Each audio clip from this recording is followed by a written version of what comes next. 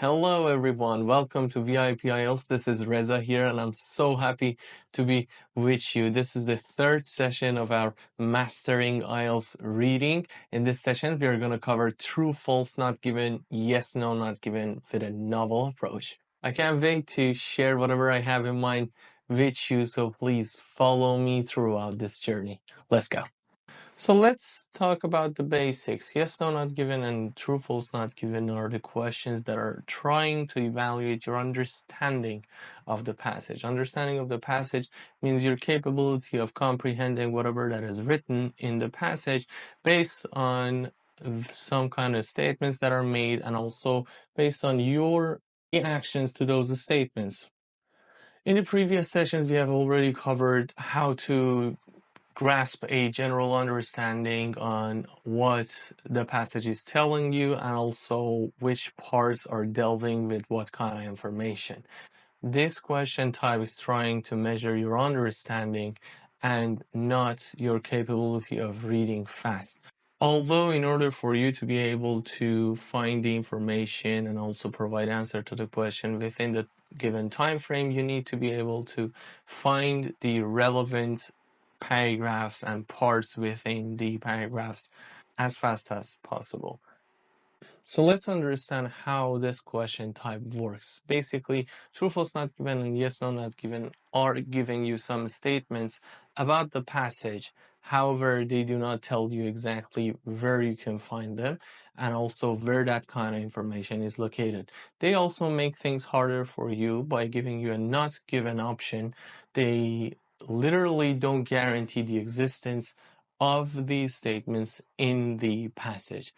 So this is the beauty of this question type. It doesn't give you any clue where to start with. But if you have followed us and if you have been through the previous session, you would definitely know that the clues are always there within the question. In this session, we're going to learn how to use keywords to find information, what kind of strategy we should use in order to provide answer to true, false, not given, and yes, no, not given, and how to cover the challenges and difficulties of it because it is talking about comprehension. It is not a question like matching heading and it does not focus on your general understanding. It is specifically focusing on the way you think, your understanding of saying yes, no, and I don't know, which is equivalent to not given.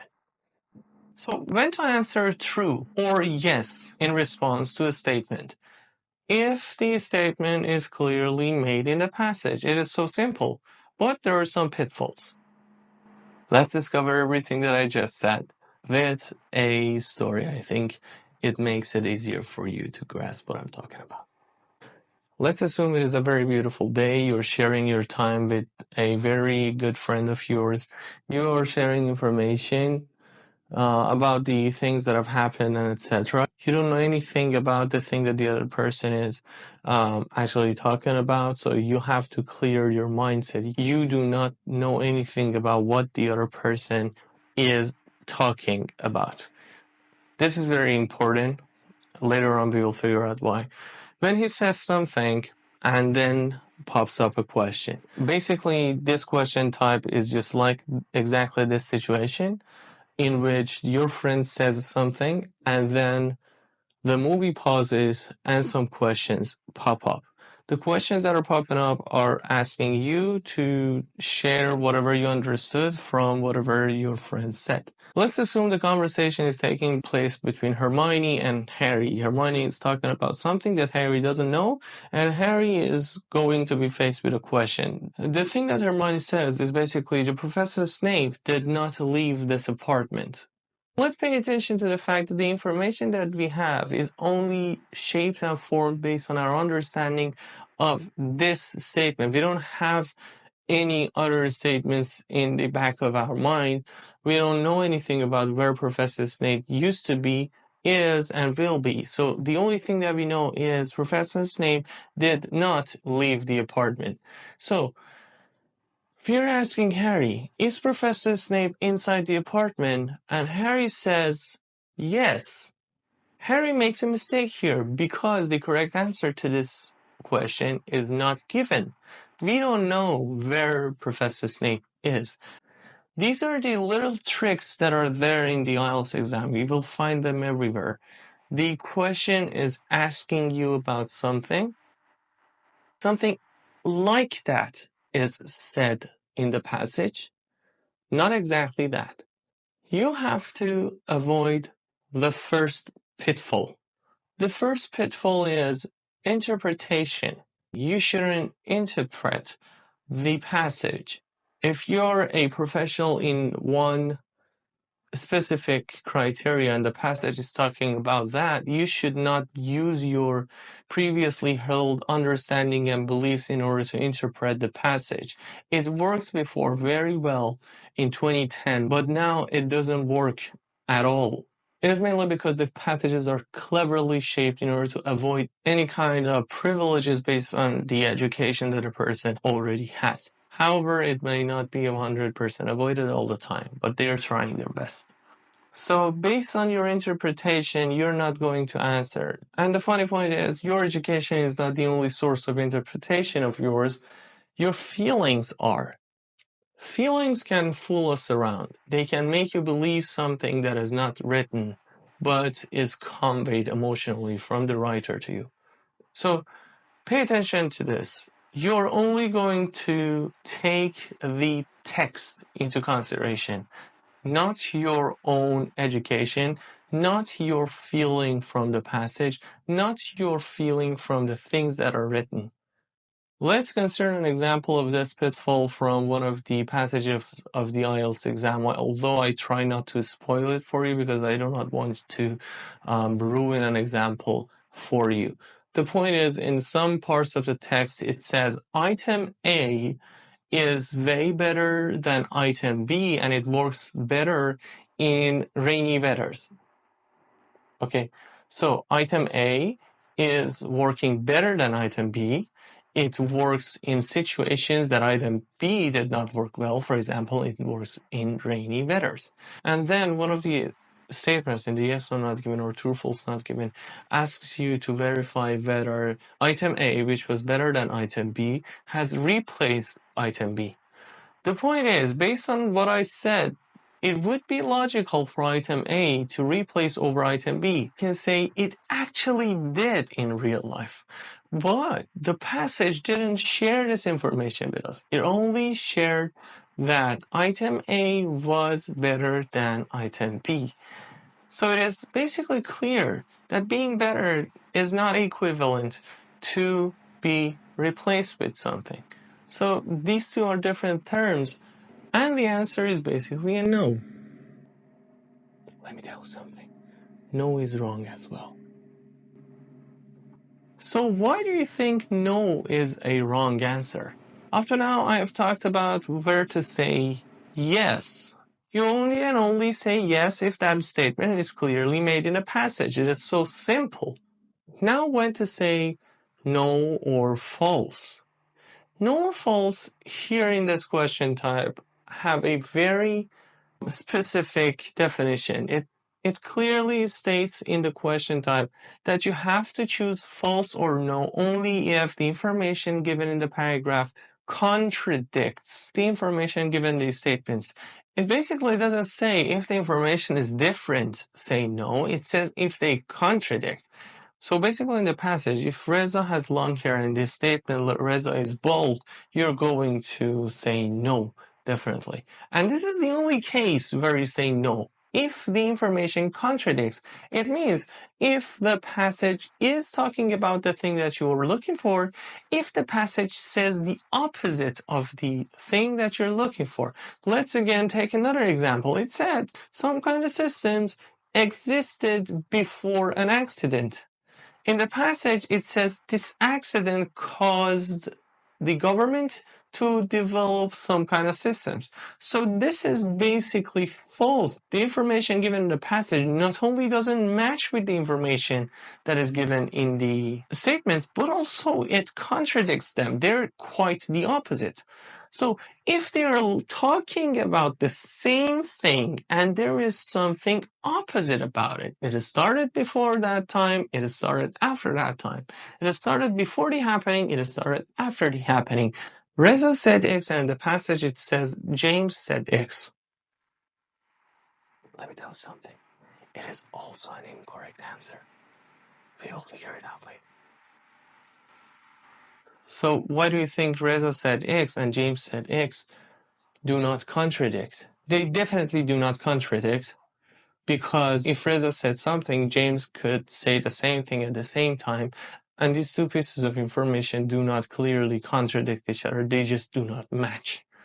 We don't know what Reza didn't say. We know that James said that exact statement as well. If the information, the passage, was going to contradict the information in the statements, it should have been like this. Reza said X. Reza didn't talk about X at all. Reza didn't know about X and never made any speech or any statement about X at all. Reza did not say X. X was out of Reza's concerns and he didn't ever talk about that. So these are the things that contradicted. But Reza said X and James says X. These two do not contradict. This is when you start looking for another answer. It is not a yes, the two statements are not in contradiction with each other. Then there is a third option for you, not given. Not given is somehow tricky because there are two situations in which we use not given. The first situation is the information that is shared in this statement is not at all shared in the passage. The second condition is some parts of the passage talk about some parts of the statement, and the passage is not covering the statement thoroughly. So the question is, when do we pick not given as an answer? And the answer is, whenever your answer to a question was based on a passage, I don't know, you're free to choose not given. Let's recap the three options that we have. True or yes for the situation in which the information in the passage match the information in these statements, and they are saying basically the same things but with different language. No or false, on the other hand, is for a situation in which the statement and the passage are talking about the same thing, but they share contradictory opinions, not different opinions. This is very important. Different opinions do not make contradiction. And finally, we choose not given for a situation for which our answer is based on the passage, I do not know. Now it's time to practice what we know with a passage for IELTS exam. Let's go. Before starting the actual test, we should know what our strategy is and what difficulties and challenges will it cover. So let's begin.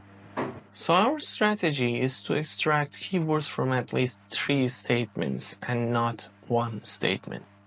The reason is simply because the first and second statements might be not given. And if they're not given and you're looking for them in order to find them in the passage or at least find something related to them, if they're not given, it means it is possible that the passage does not talk about that thing at all, which means you will be fumbling around the passage looking for information that doesn't exist. So that's why we simply look for 3 statements at least, because 3 consecutive not givens, one after another, is not that probable, and that's why we take this as a very rare case. Also, as we move on, you will extract keywords from more statements, and I can say 4 not givens is 100% impossible. You know, I haven't ever seen something like this in the IELTS exam, and it probably is not gonna ever happen. When locating keywords, it is basically based on your status in the exam.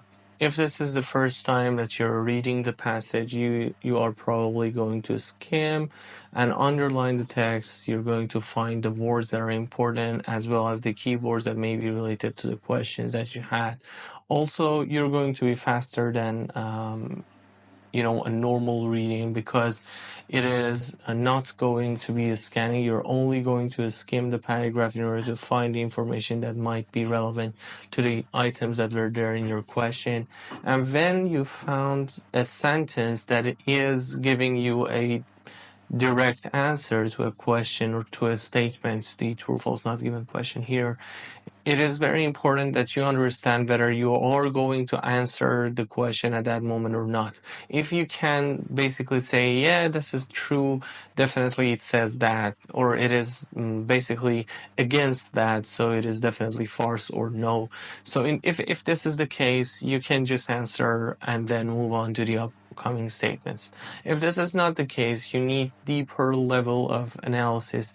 Just write the number of a statement in front of the paragraph and then you will be back looking for that. But keep this in mind that you're going to, even if you skip answering a question from true false not given, you're going to stick to the plan that you will always have at least keywords for 3 questions that are unanswered. Okay, so you have to pay attention to this. But in case that this is the second time you're going through this passage, which means you first had another chance for skimming and highlighting, so those actions should not be repeated anymore.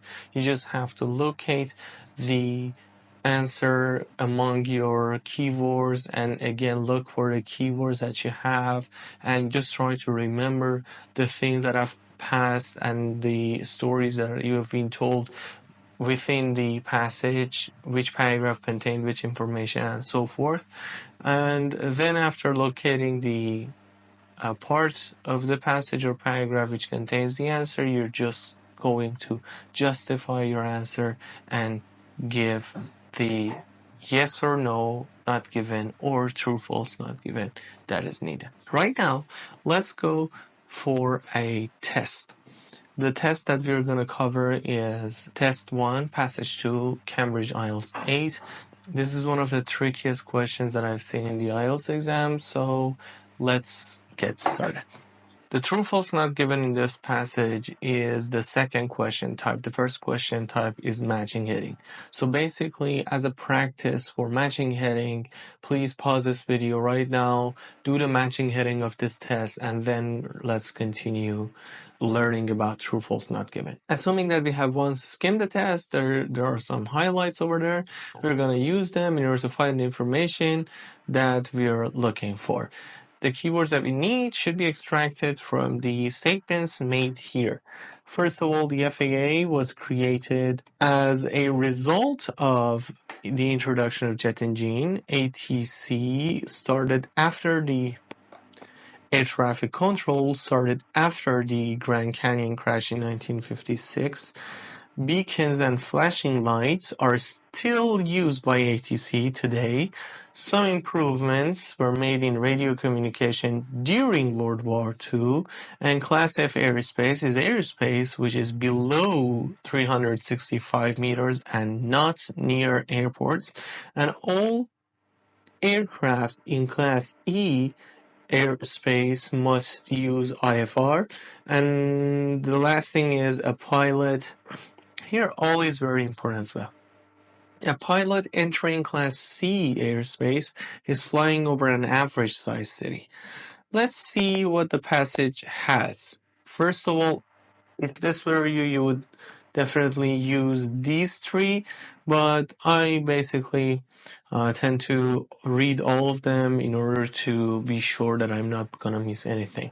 However, when I go back to read the passage and start actually answering these items, I just keep in mind and repeat the keywords. The result of introduction, the FAA as a result of something, ATC after Grand Canyon, beacon flashing lights still used ATC today.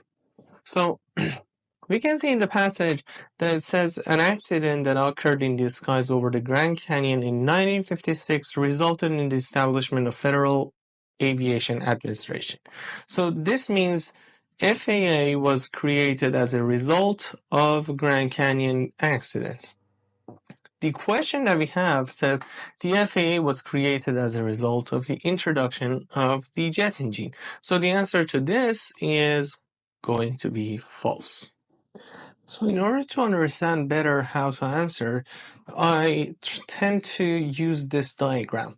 You have to go through these three questions, and based on that, you will understand what is the correct answer.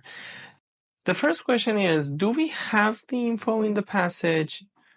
If the info doesn't exist in the passage, it is going to be considered as a not given. But yes, we have the info in the passage.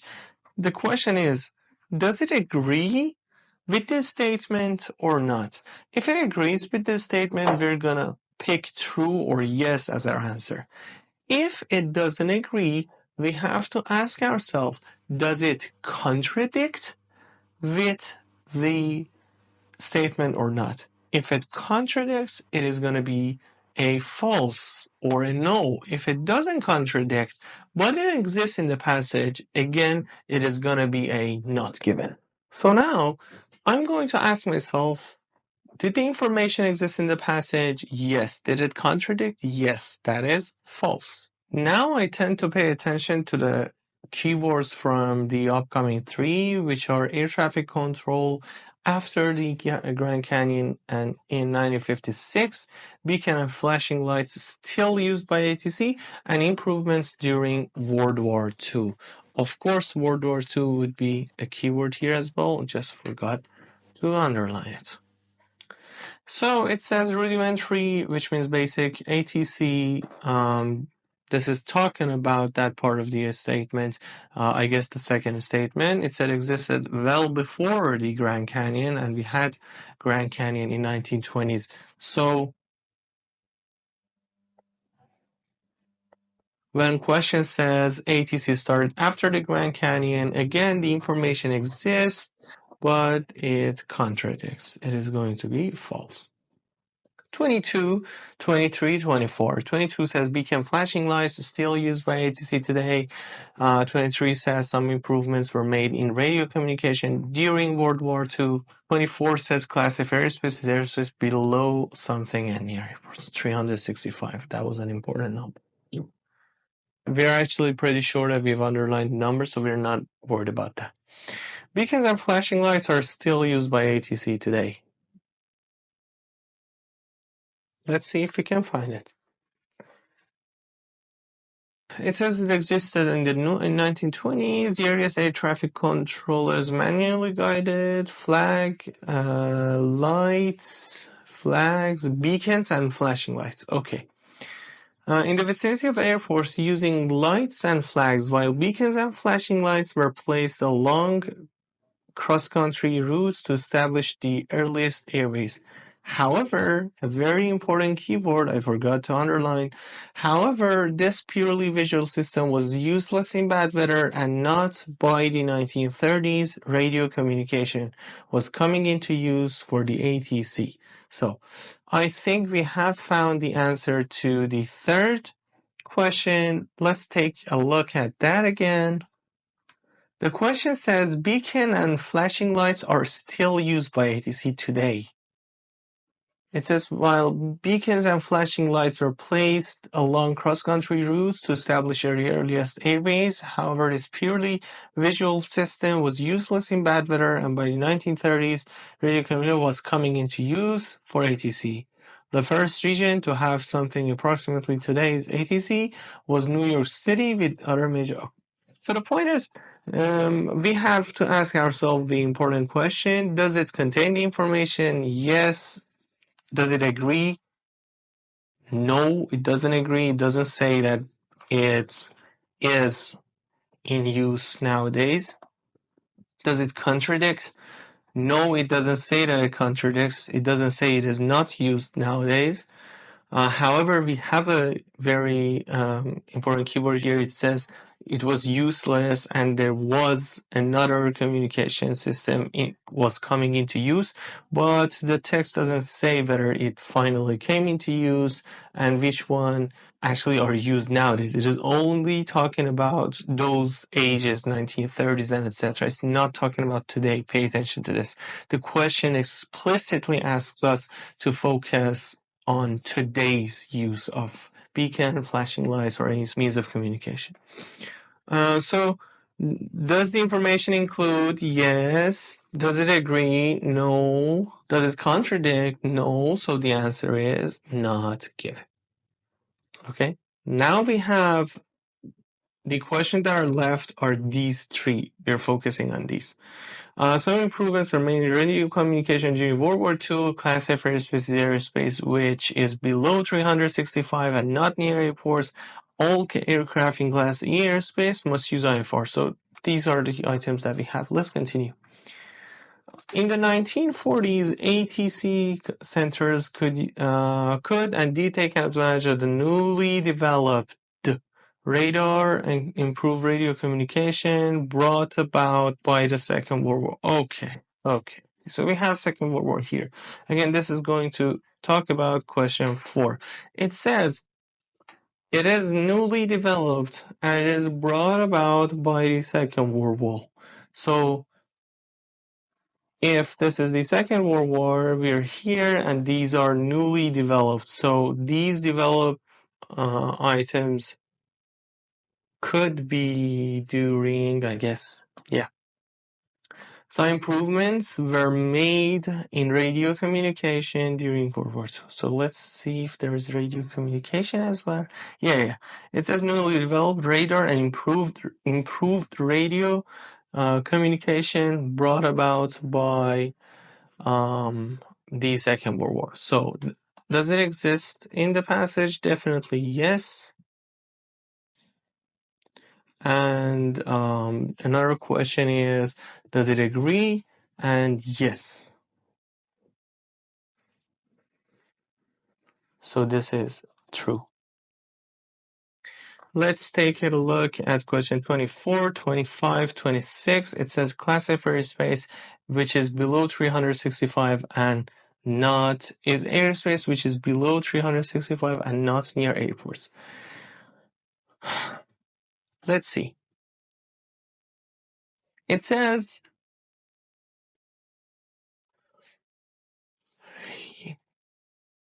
I could see 365, but I have to read these parts to check whether there is no keyword related to that, and there actually is no keyword related to that, as I can see in the passage. So, yep.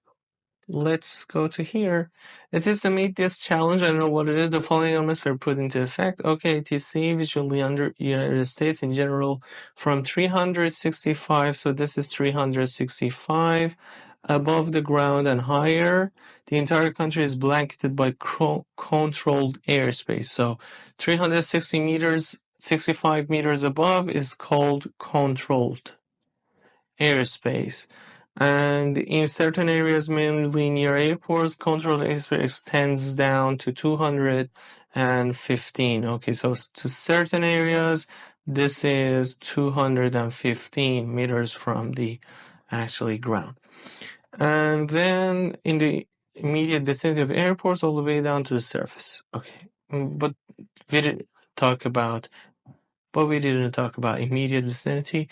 We just talks about the statement just talked about mainly near airports.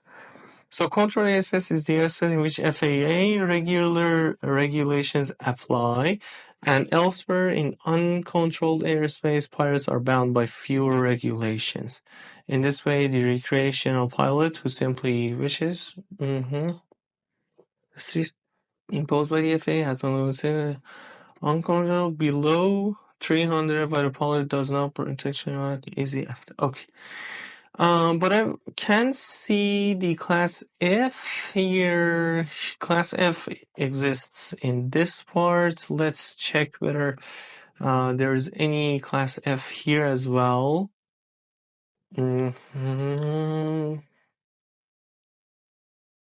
I'm just looking for class F, class F, class F, class F. No class F here. But class F exists here. So it says controlled airspace is divided into several different types designated by letters of alphabet. Uncontrolled airspace is designated class F, while controlled airspace below 5,490 meters above sea level and not in the vicinity of airport is class E. So we have uncontrolled airspace and controlled airspace. Let's see what the question says. What question says? It says class F airspace which is below 365 meters and not near airports. Let's take a look at the map here that we have. It said, actually from here we know that class F is class F is uncontrolled. Okay. And then here we know that okay, from 300 above the ground, it is the controlled airspace.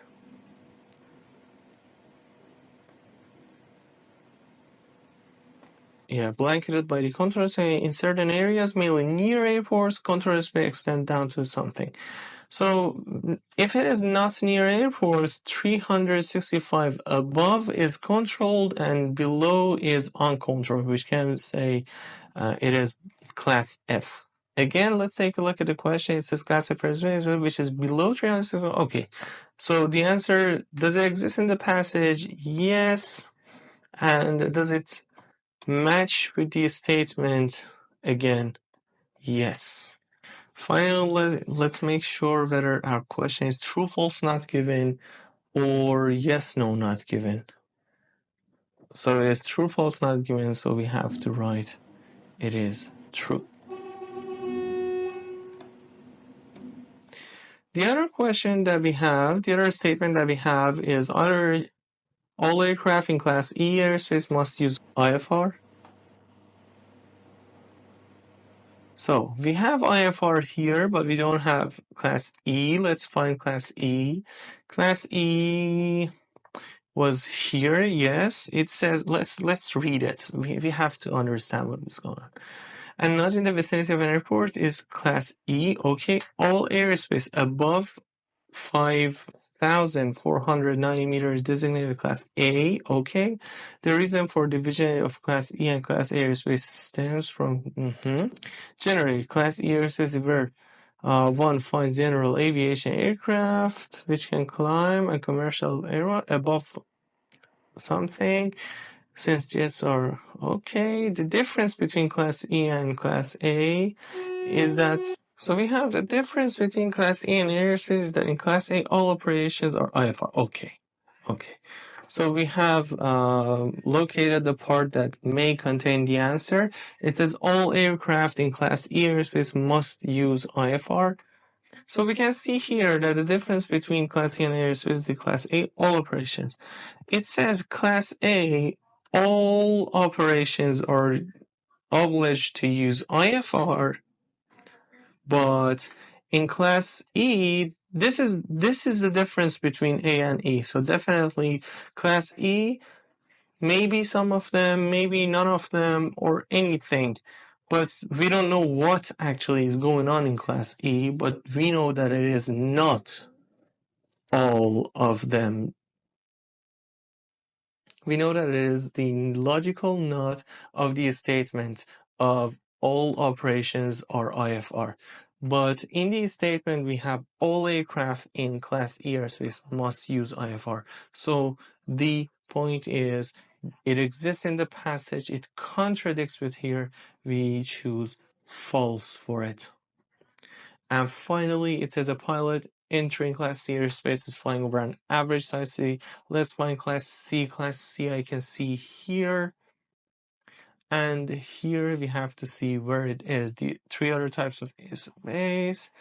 These correspond roughly to small municipal, medium-sized metropolitan, and major metropolitan airports, respectively. Okay, so this part, this C is the answer, I guess.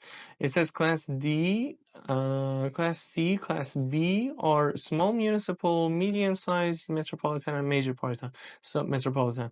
So D is a small, C is medium-sized, and B is major. And we know it because of the word respectively. So here we have it's flying over an average size, and the word over there was medium-sized city, which are pretty equivalent to each other. We can't say the information didn't exist in the passage. We can't say it contradicts. So it is, yes, it is true. There are some points that you have to pay attention to. For example, don't mistakenly write yes instead of true or vice versa, because if you write yes and the answer is true, it will be considered a mistake for you. You're only going to choose one of them. Follow the strategy, follow the algorithm that we had. Ask yourself these questions while you're going to answer this, and make them clear for you. Make the strategy that you have also clear for you. And also, I want to say, if this is the first time that you're covering true, false, not given, please practice them. I will provide you with a list of practices. However, they are so obvious in some passages. Use old books to practice, and then when you have mastered all of them, we will do other up-to-date books with each other. This is the only thing that we have to share with you. We know well about this strategy. We know the questions that we have to ask ourselves on finding the correct answer for between the three available options: true, false, not given. In the previous videos, we knew how to scan. We knew how to cover matching heading, and right now we are armed with the knowledge of covering the challenges that are existing in the true, false, not given, or yes, no, not given. These two were, in my point of view, one of the most basic and useful items for a person who wants to participate in the IELTS exam. I will try to catch up with you later on more question types. Please follow, like, and subscribe in order to be able to use those videos as well if they're useful for you. And also, I'll be very happy if you have any comment. If it is good, if anything is here that you like, please let me know. I will promote that more in my videos. If there's anything bad that you don't like, please let me know. I'll try to fix that. And we're here to cooperate with each other. You shared your opinions with me, and I share whatever I have. Thank you for your attention. Hope to see you next time. I love you all. Take care.